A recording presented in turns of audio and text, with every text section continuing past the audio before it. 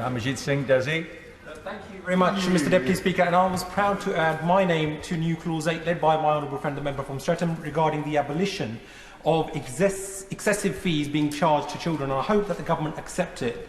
But overall, Mr Deputy Speaker, this Nationality and Borders Bill is a deeply flawed bill, driven by ideology and destined to have lasting and catastrophic consequences. If it is intended to make our system of citizenship and asylum fairer and more humane, it does the opposite. If it is intended to smash the evil gangs who trade in human lives, it does the opposite. If it is intended to end the heart-rending tragedy of people dying in the icy waters of the English Channel, it does the opposite. If it's intended to make our borders secure and make us safer, it does the exact opposite.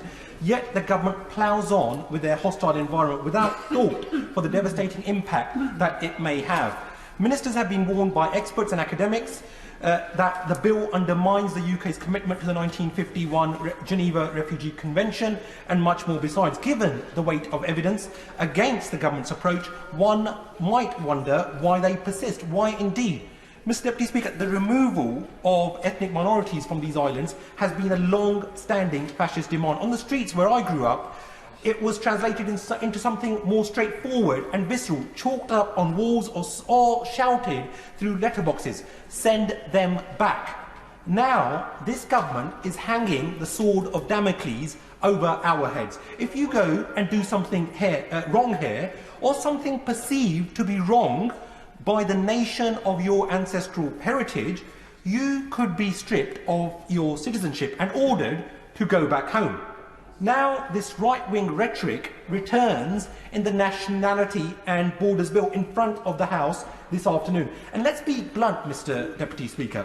It won't affect your good self because of the colour of your skin, but it will impact people like me because of the colour of our skin, of our ancestral heritage.